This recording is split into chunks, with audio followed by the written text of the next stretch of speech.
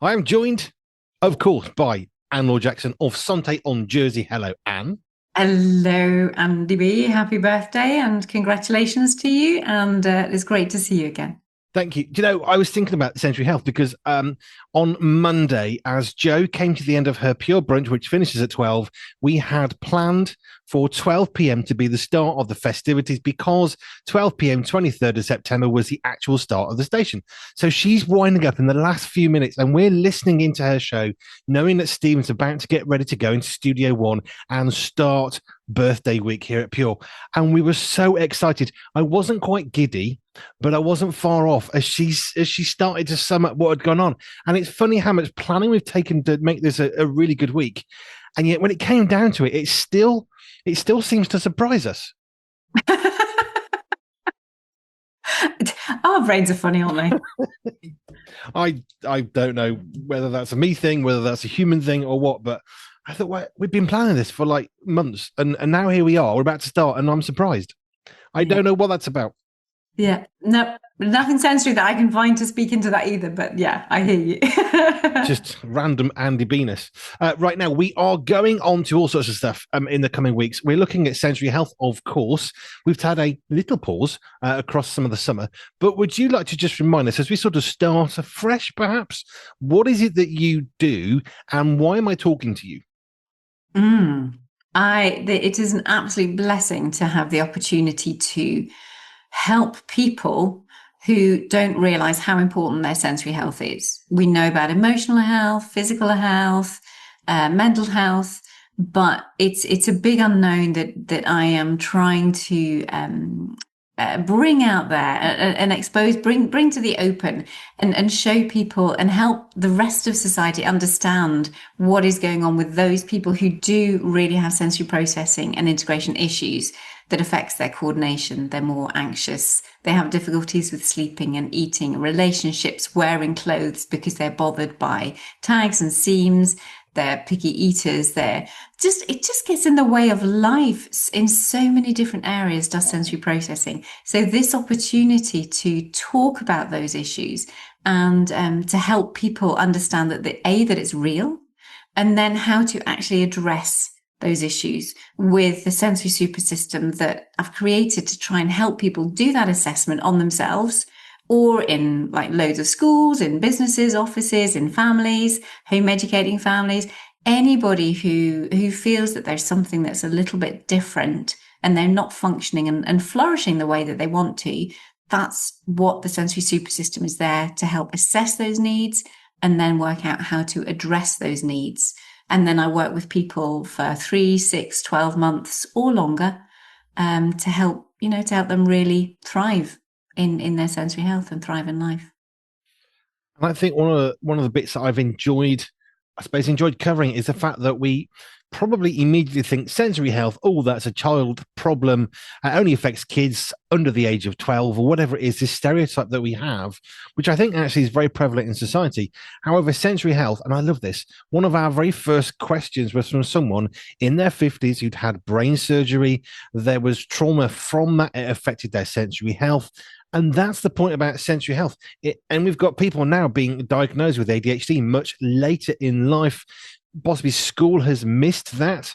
Perhaps it just said, oh, that's naughty behavior. They just couldn't sit still. Well, possibly. Maybe they're badly behaved. Maybe they're not. And that's actually quite an interesting thing. And then one of our new presenters says, oh, I live in a neurodivergent home. And I thought, I actually know what that means now to some extent. Whereas a year ago, I'd have thought, I don't have what's that word?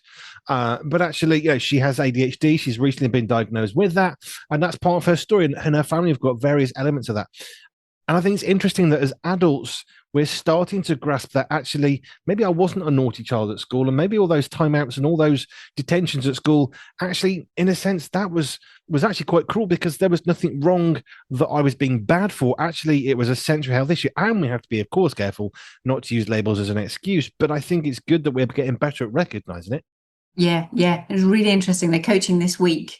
Very much a mum came in for a younger child, but said, actually, my daughter who's working, she's out there, she's in the world, she's doing her own thing, she lives in her own home. but is utterly exhausted by life. So the mum said, well, what about if we do this together? And they did some of the sensory-based motor observations, which is part of the assessment process that I do. Now, this girl was presenting more ADHD type, but by scratching the surface, by actually doing this, the mum was like, I can't believe what actually she can't do. And it's only when you do the assessment, when you take the time to look at things, simple things about being able to touch and sequence, your thumb to your fingers, really hard. There were lots of other physical things that she was trying to copy and couldn't put her body position in those kind of things. And that was never, ever addressed. So she's gone through the whole of her life up to this point, not realizing that physically she's not great. She just thought, she wasn't interested in sports. But that's also typical of our girls who will mask and who will perform incredibly well in certain areas, and try and cover up, not even meaning to, but just be very aware that they're not so good at certain things, but that brings in anxiety when they get a little bit pushed or stressed at work. Things are demanded of them, and they don't have those, they're just not rounded yet. They're not fully integrated because people think it's their mental capacity, but actually their physical capacity is really impacting their ability to focus, to have concentration, to follow conversations, all of those kind of things. We've been working through a series of sensory healthy situations, scenarios, and places that we might be through. We looked at sensory healthy camping or sensory healthy offices, sensory healthy all sorts, sleeping. How do you have a sensory healthy sleep? I had another one because I heard someone recently talking about the importance of rest. This is a head teacher in a school, and they would say, look, the thing is, one of the things, if I could change anything in society right now to make it better for the pupils in my secondary school, so what's that, 12 to 18-ish, I would say rest. It's the one thing, because they never switch off. They go home. They've got their mobile phones on. On a Sunday, there's no rest because they're doing this. There's no pausing. There's no stopping. And he was saying what we need in society is to go back right to the start of the Old Testament. What did God introduce? A 7-day week, 1 day of resting. Resting is the one thing that he would introduce. If he could do anything and have that sort of, I suppose, power, if you like, I would introduce a day of not forced rest, not stupidly making it happen in forced rest, but a day of rest, that day when it's different. So I thought, well, what does a sensory healthy day of rest look like? Whether you're somebody who goes to church and you're somebody who would describe yourself as faith or not, because it's very much a biblical idea, the seventh day off. What would a sensory healthy rest look like? Because that cadence isn't just the day, it's the build up to the day, it's the benefits as you come out of the day back into working again. So there's the question, what would a sensory healthy day of rest actually look like for us? That is a very powerful thought, and would be amazing to think through and to tease through. The rest element, I think that we are so bombarded. I know we have to make it separate, we would have to think about each individual sensory thumbprint and make it fit for them. That's for sure. That's always going to be my answer, that it has to meet the sensory needs. But I do think generally our society is so full of sensory stimulation that actually pulling out the noise of the traffic, calming things down, shutting the shops, turning the music down or off, having times where it just reducing so much of that sensory overload that is in our systems that we don't even realize. A lot of the times, I suppose I'm thinking of being a city dweller, really. Those are things that would be more powerful. In the countryside, I think there would be less need for that. But still, it's just looking at what equipment can we turn off that is always vibrating in the background, or that we use a certain vehicle. I'm just thinking of like tractors in the countryside, those kind of things. It's just like, let's cut, what would happen if we cut the noise? Just allowed nature to be, and shut things down so we don't have to even communicate, like vocally, auditory wise, talking to people, engaging with people. That has a demand on our systems to process all of that. It'd be really interesting to just think through what that could look like for different people. I know I probably touched on this once or twice. I do remember when Sunday trading laws changed. I very vividly remember that if you went into Saturday night and you needed fuel for Sunday, if you had not bought the fuel on a Saturday, you were not buying it on a Sunday because there was nowhere to buy it. You'd have to literally drive to a motorway, find a service station, which was very expensive, and get fuel that way. And I know people who would do that because they were kept open. But that's what you'd have to do. And I guess one of the things about the Sabbath, which is exactly what we're talking about right at the start of the Bible, 6 days of working, 1 day of rest. It's called the Sabbath, the day of rest. That's really important. And what changed when Sunday trading changed? It started, I believe this absolutely. I think it started the busyness that we have and this need to be busy because there used to be a day when we wouldn't work. And the important part, which I think, just taking it away from the Sabbath, which is a very religious word, but it's that seventh day of a different day, which is effectively what it is. Instead of working, you're doing something different. Now, as a Christian, that would be going to church, going to a church service, not doing your day job. But it's that difference, which I think is really central to why that seventh day is so fundamental to the cadence of our every day, every week, every month life.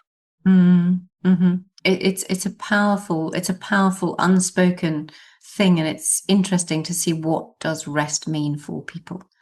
And from a sensory perspective, that rest of withdrawing from everything that is going on, just that difference of that. Just thinking, if it's more not recluse, but I wonder how many people these days actually take themselves away. I know monasteries are not what we're looking at. This is not what we're talking about, because that's permanent. It's a very different thing. But I wonder how many people could actually cope in a place of being withdrawn, and yet how much that would refresh people if they did find something. I mean, I know even for myself, I'm finding I'm wanting a new area to pray, and I'm trying to work out how can I do that from a sensory perspective. What are the I'd really like a tent, because I'd really like that kind of covering. I'd really like that womb space. I don't need it to be particularly dark. I don't need candles. I don't need other types of music. I do need quiet. So it's where can I go that is quiet, but that has some form of tent over me? Could it be in the house or otherwise? It's just let's find those activities that do help us renew spiritually as well as physically and sensory wise. It's a bit random. You won't be surprised completely. There's a film, Kung Fu Panda. In the film, Jack Black plays a panda bear who is like this martial arts thing, okay? Doesn't know about it. That's the whole point of the film franchise. He realizes he's not just a panda, actually he's a Kung Fu master, okay? That's the film. There's no exact, well, I'm not ruining the end of the film, but there's a beautiful moment when he's trying to find inner peace, okay? And part of it is he's sitting there all nice and quietly, and he's trying to concentrate, and there's this little drip from from something, and he's getting so wound up. I'm going to find inner peace, and the aggression grows because there's this stupid drip every so often. And the thing is, we can't control everything, which is the bit that I was thinking about.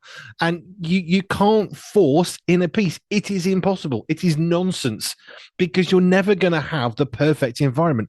Does not exist. So the best that you can ever try and do is find a way of finding peace by, one, accepting a situation. If you're living in a city, hey, you ain't having it quiet. Not ever. Not without noise cancelling headphones and earplugs. You ain't having it quiet. So it's working with the environment that we are in. And like for you, it's not the music or the candles for you. For some, that would be really helpful. For you, it's just that silence, or perhaps that lack of noise, which is maybe slightly different. Mm-hmm. And that's certainly different to silence. I think lack of noise is different to silence, which would be very that's probably quite foreign in some ways. I do enjoy my noise cancelling headphones. Having been on more trips, I'm very aware now of that. I will always go, because it keeps you so much more refreshed. Not having that background, that low hum whenever you're traveling on transport, whatever that transport is.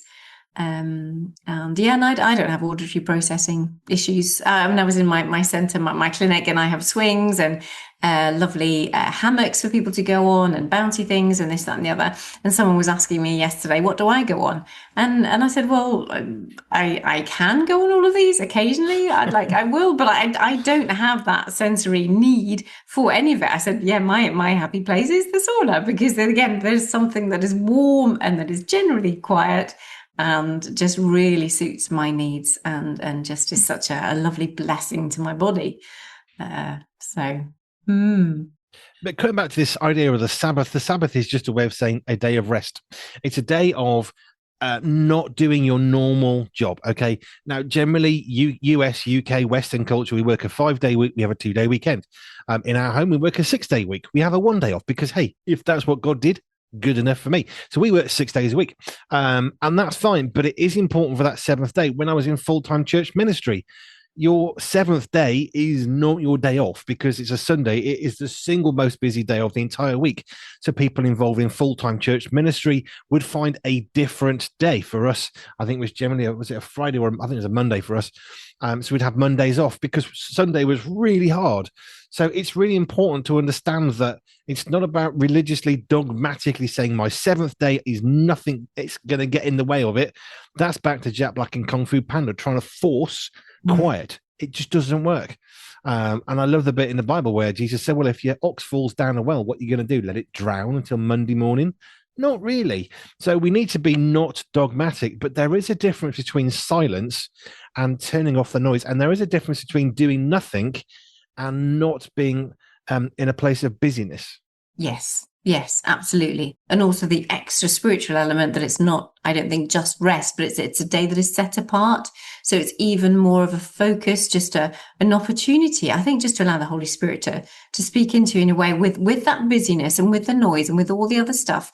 You don't have time to receive. You don't have time to commune in the same way, unless you've got a really good system set up during the week. But there are things that need to get done. And it's such a precious time to stop. And that's, to be honest, I love going to church. I mean, like that's the one thing that I love to do. This Sunday, just because of the amount of things and the transitions that have been happening in my own life, it's like, actually, this would be a really precious time not to go. I need that space and that quiet. And actually, everyone else in the household was out, which was part of that lack of noise and lack of disruption, just to spend time and just to rest and to meditate and to give my brain and my body and my spirit time to commune and say, okay, where are we going next?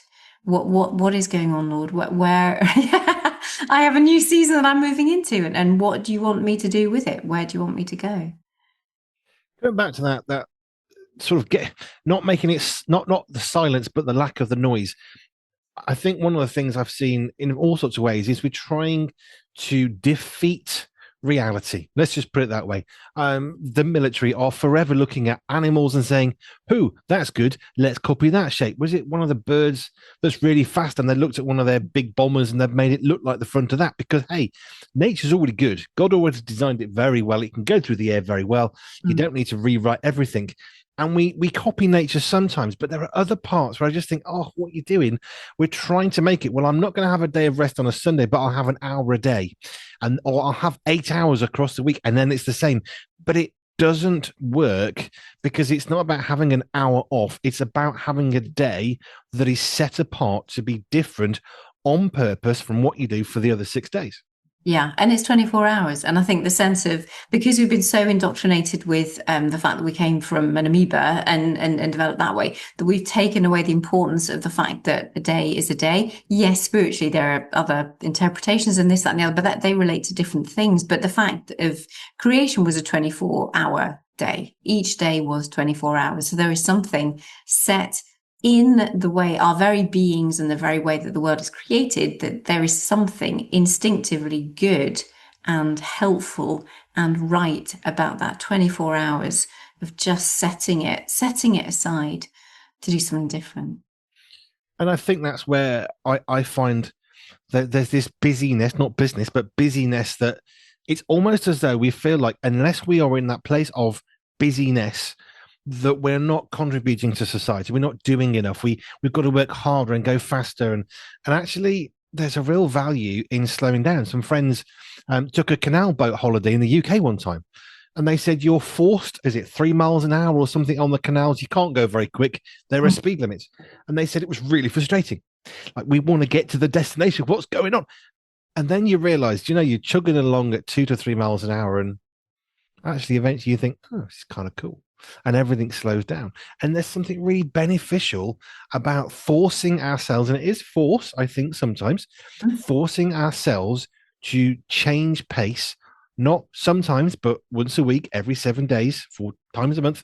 We need to actually do that in order to reset things. And from Essential Health, you're always talking about how if someone's going to be going to a big party and it's noisy and that's not good, well, before you go, you reset yourself up.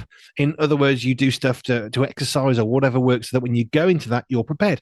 Well, effectively, that's exactly what we're talking about by taking a day every week to stop everything you would normally do in order to be ready to do everything you would normally do. And people don't get it, and I understand that some people that's what it is, but there is something instinctively, intuitively right about that, and it's our loss if we don't. I mean, the Sabbath is made for man. It was designed for our sakes, that we would understand that there is the routines and the flow, and there's different ways of doing things. So it is for our benefit. So coming back to my first question then about sensory healthy resting, what would that look like? Because we've got 7 days, we've got 24 hours a day. We should be sleeping for 8 hours a day. That's about an average. So you take out the 8 hours from your 24, that's sleeping, and then we've got the rest left. How would it be best for us to most benefit from taking the rest of the 8 hours from the 24? How do we best use that to rest, especially, I'm obviously relating to our senses? Yeah. I think it would be the balance in that is what is crucial. If you would imagine, if you were you've just spent 8 hours in bed, say you're lying down, you're flat, your head is supported, your muscles haven't had to work apart from breathing, and that's that. Now, if you were to continue lying down for the next 12 hours, that is not a restful place. Your brain and your body would not thank you for that. There is but if you were also on the go, if you were walking for 12 hours, your brain and your body would not thank you, unless you've got really significant sensory processing issues, but they would not thank you for being on the go for all that time. So I think that balance of a little bit of this, a little bit of quiet, maybe a little bit of music, a little bit of it, just a little ease into each of the sensory experiences, because we would want to eat. So we would have gustation, we'd have our oral motor, we'd have our taste and our smell, we'd have a little bit of conversation, but you wouldn't have a full social day. Because you'd be chatting, your auditory, your system would be on the go all the time. Now, we have to watch that in our household on Sundays in particular, because we're a very social household, and it's just like, actually we need to cut. We do stop and think, we've hit our social capacity, but that's often because of our auditory processing and how tiring that can be on the brain. So a little bit of conversation, a little bit of activity, a little bit of your food to enjoy that, but not too much, because that affects you neurophysiologically differently. And then that's why at Christmas everybody falls asleep in the afternoon, because they've just totally overwhelmed their system with sugars and fats and everything else. So just the balance. But finding something, not going to extremes in any of those, in any of the senses, because that won't be helpful. Balance. I mean, Richard Scott talks about this from a medical perspective, physically, rather than from a sensory health perspective. But he's always saying balance. What's a good diet? Well, a little bit of this, a little bit of that, not a lot of this.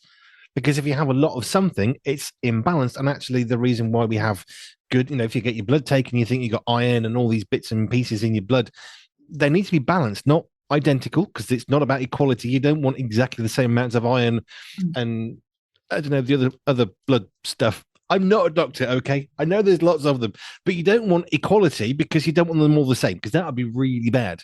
But you do need them at healthy boundaries, and I'm not a blood Phlebotomist, there you go. I'm not one of them. Oh, So I have no clue how much of each one you're supposed to have, whether it's, I mean, is it percentages, milligrams? I don't know. It's a question for Richard in October.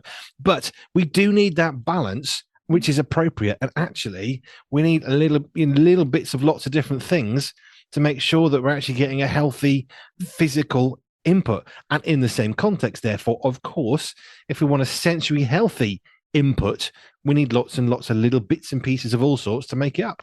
yeah, yeah. And there's a key part in the sensory super system that talks about a sensory diet. And that's exactly, we want to be finding the right sensory input for your thumbprint, for the way that you are, for the activities that you're doing. But then also, that'll be an interesting one. Maybe there's something I should bring into my course, or for the Christians who come in, having a little extra something and say, look, what does a sensory healthy Sabbath look like for you? Which is important because we're living in a world, we've said this before, we're too far away, but there are within the hour, you can go onto Amazon, you can order your food if you've got a local supermarket that's the right one, and you can get it to your house within an hour. Now, we have used a different supermarket, you can get a same day once or twice. If we're really, really ill, or we've got something we desperately need that we just can't live without until tomorrow, we haven't got the time, we'll order it. That's brilliant. That's really useful, but it isn't something I would ever want to just be too needing, because I actually like the process of going to a shop and finding the food that we want to eat. I actually quite enjoy that, which is weird perhaps because there's a cooking section. I like the cooking utensils. Okay, that's what it is. But here's the thing.